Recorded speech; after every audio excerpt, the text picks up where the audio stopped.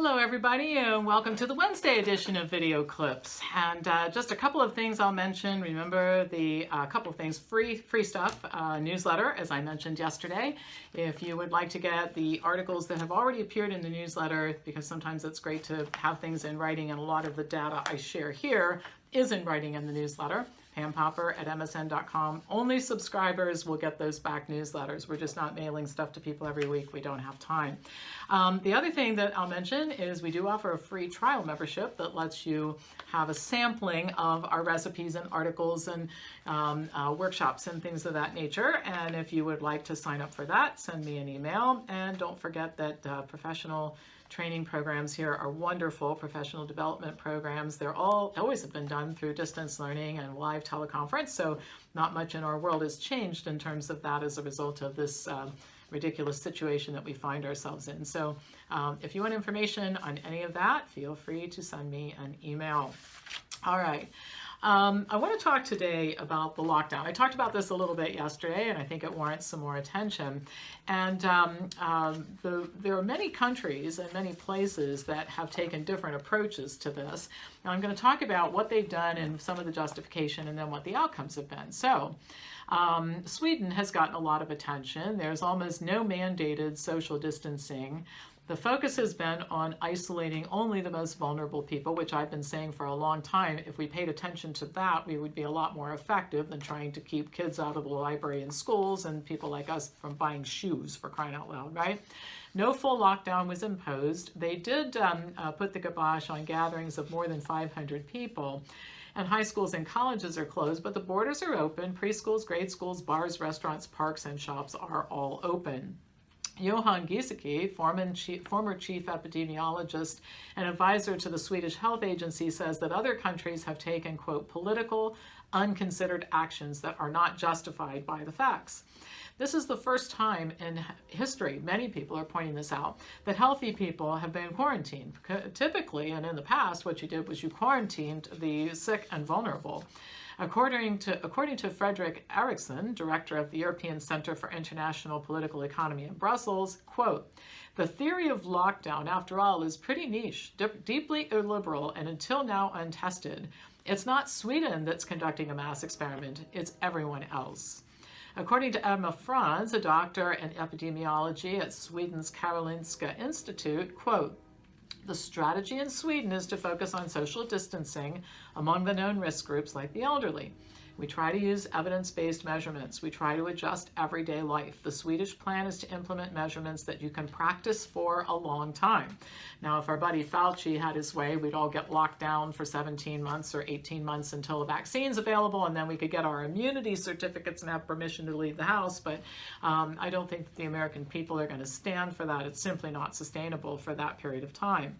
Anders Tegnell, Sweden's chief epidemiologist, says, "You can't keep a lockdown going for months. It's impossible." He also says, "We can't kill all of our services, and unemployed people are a great threat to public health. It's a factor you need to think about." Well, they're not thinking about it here in the United States. Apparently, Fauci, the genius virologist, is supposed to be so much smarter than all of us, and according to you, much smarter than me. He doesn't know that. And I'm going to give you some statistics that will be pretty frightening, I think, about consequences of this. As of April 16th, what's going on in Sweden? Population of 10.23 million people, 11,927 cases, 977 in intensive care. Most of them have comorbidities, which is very similar to the data that we see here in the United States. Chronic cardiovascular or lung disease, almost 24%, diabetes, 24.7%, hypertension, 36.3%, any risk factor at all, 74.2%, no pediatric ICU cases or deaths, 25 ICU admissions under age 30, and 1,300 deaths. Now, the death rate in Sweden, as of the day of this data collection, which was April 16th, is currently lower than the death rate in normal flu season. The death rate is also lower than Italy and UK, both with strict lockdowns. So if the lockdowns were really effective, what we would expect to see is Sweden with runaway cases and out of control and body bags in the street and the whole 9 yards. We don't see that there. We see that in Italy, for example, and better results in Sweden. Switzerland, which practiced strict social isolation, population 8.5 million. As of April 17th, 26,732 cases, 1,281 deaths, a smaller population than Sweden with higher caseload and more deaths than per capita than Sweden. Than Sweden. Taiwan, total of 395 cases and 6 deaths. This is in a population of 23.78 million, 1.25 million of which live or work in China. According to an analysis published in JAMA, Taiwan should have had the second largest outbreak of COVID in the world. There was no shelter in place. No schools, restaurants, stores, or businesses were closed. There has been little economic damage. Instead of widespread incompetence, Taiwan concentrated its efforts on identifying and isolating those who had the virus or came in contact with somebody who did.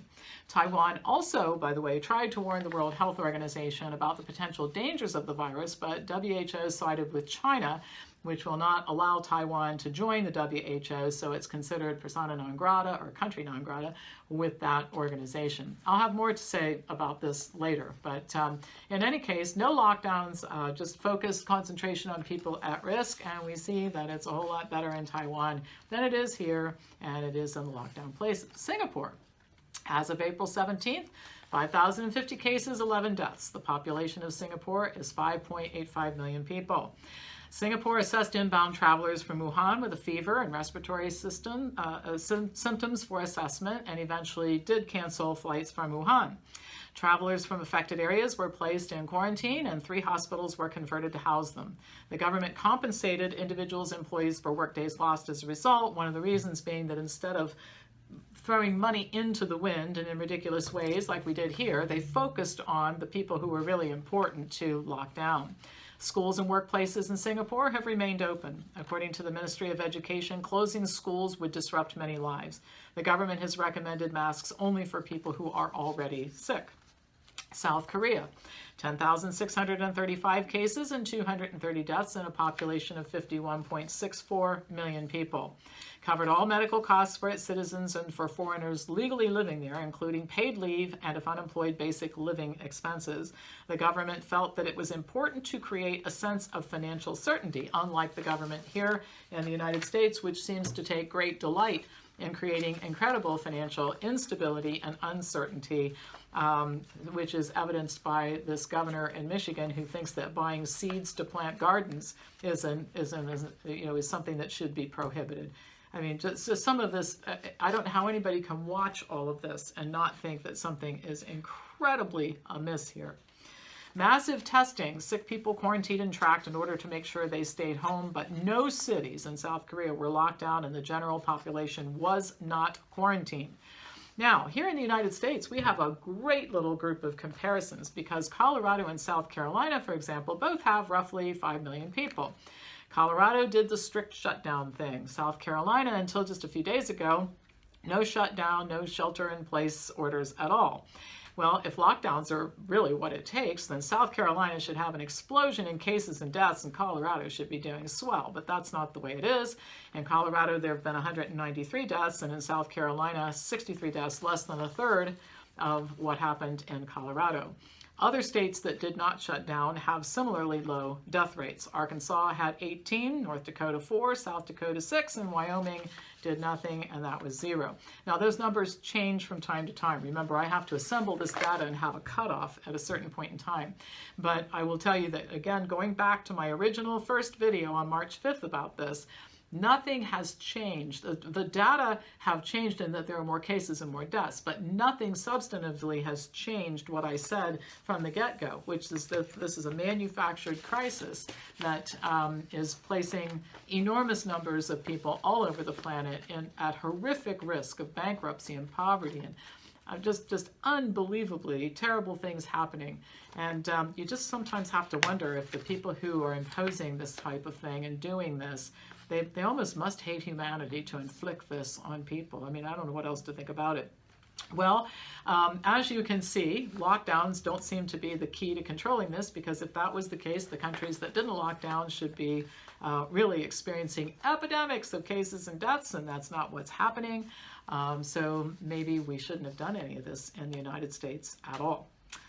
All right, that's all for today. I'll be back tomorrow with more news about this. Thank you so much for watching.